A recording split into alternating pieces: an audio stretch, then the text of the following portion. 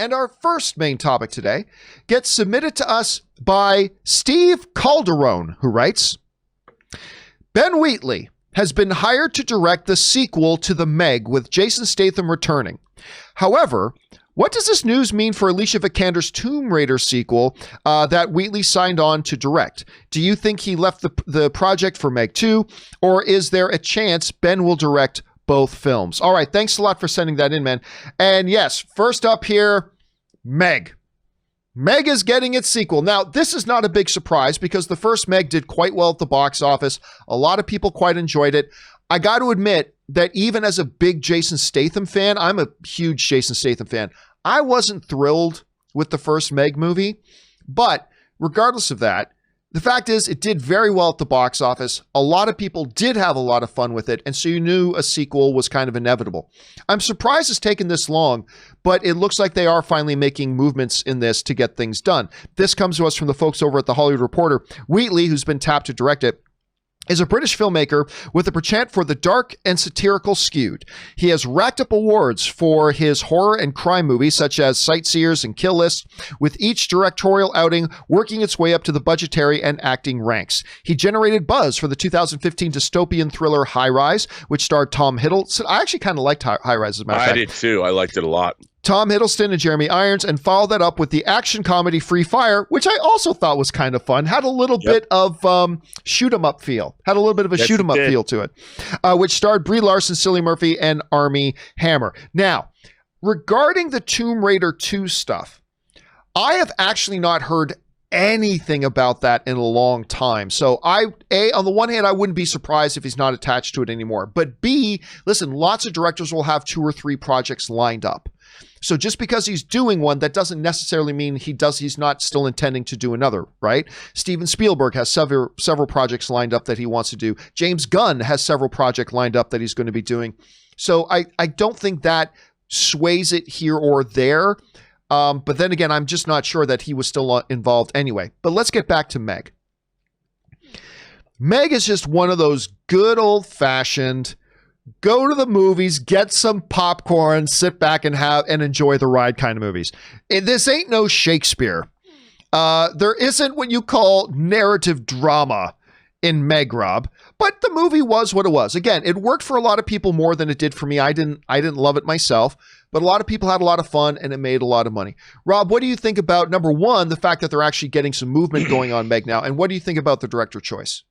Well, first of all, I like Ben Wheatley a lot. I mean, Kill List is one of these. There's been a few low-budget horror-themed films that really knocked me out, and Kill List was one of them.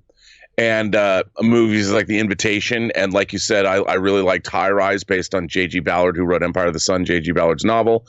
I think that he's a filmmaker to watch. He's proved he's he's deft with very diverse kinds of material, whether it's action, or whether it's more character-driven stuff and horror. So I think this is a good choice. I understand why they picked him for this, but I have to tell you, it's a little lowbrow to me. Like, I mean, Ben's a writer-director. I mean, I get it, man. You want to get that fat studio payday money, that global franchise cash, because that allows you to, one for me, one for them. I understand. I think Ben Wheatley is a filmmaker that shouldn't be wasted on sequels. But I understand, and I think I would get more excited for a Meg 2 with him directing, because I think he'll inject even more of a dark sense of humor into the film, which would make it worth seeing. I mean, Meg's kind of fun. I mean, it's kind of fun. So Meg 2 might be even more fun. Well, see, here's the thing too. Like that was one of the first things that stood out to me. It's like, one of these things, like the old Sesame Street game, one of these things is not like the other. When you look at Wheatley's, like his filmography, and then you add Meg 2 in there. Yeah. But the first Meg, which again, I don't even think was all that good. Many disagree with me, and that's fine, but I didn't even think it was all that good. That movie still made $530 million. Yep. That thing made over $500 million. Now, if he can come in there right now as a director, add more depth to it, make it more than just schlocky fun. Like, still keep the schlocky fun part, but give a little bit more to it.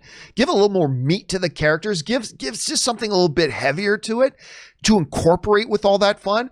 And if he can get this movie to make $650 million, now you've got a guy who's critically lauded for these smaller projects that he's done and proven he can bring home a big blockbuster at the same time. If he can do that, he's going to be right to write his own ticket.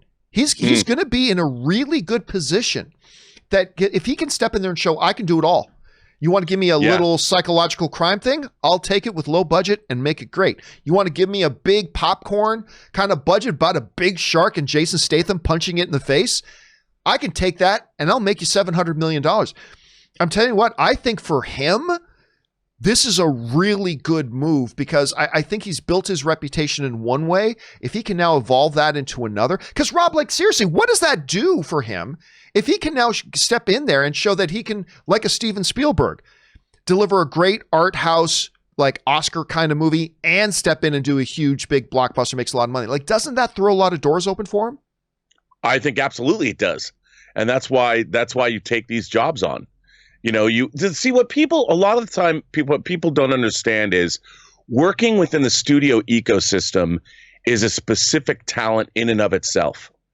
You know, there's a reason why the studio has a list of only about 20 people that are acceptable to do these big tentpole films. And if you can get in there, it's amazing. I mean, of course, the risks are there are great risks and great rewards. If you fail spectacularly in that ecosystem, you're out. You know, you're out of the family, Tom, like they said in The Godfather. But you know, Ben has made his name in as if I know him. Mr. Wheatley has made his name in the indie arena time and time again. So whether he's doing Tomb Raider 2 or this, it's the next move for him career-wise. And if it works and he becomes one of those venerated people at that level, I mean, he's good to go. I mean, I would love to see him take on an MCU movie. I would love to see him take on something, maybe a dark, a highbrow literary thriller like A Girl with a Dragon Tattoo, but something along those lines, you know, at the studio level. I think he's one of the more exciting directors that we have working today. So I think it's good. Here's the one question I have about Meg too, though. So even in Meg, they went from a big shark to an even bigger shark, if you remember. So like, how big does the megalodon have to be in the next one? Because law of diminishing return, like the next one's always got to be bigger and badder. Is it going to be bigger than a U.S. aircraft carrier? Is it going to be? And then are they going to have Jason Statham punch it in the face? I mean, or John, they could have more than one, right? Like in Aliens, it could go the Aliens route. You have a whole school, and basically then they have a Sharknado crossover, and it's all a big shared cinematic universe. Question is for you guys, what do you think about this news? Couple of interesting things there. Number one, Meg 2 is finally getting some movement. What do you think about the director choice, and will we see Jason Statham punch an even bigger shark in the face? Jump down into the comment section below and let us know your thoughts. All right, guys.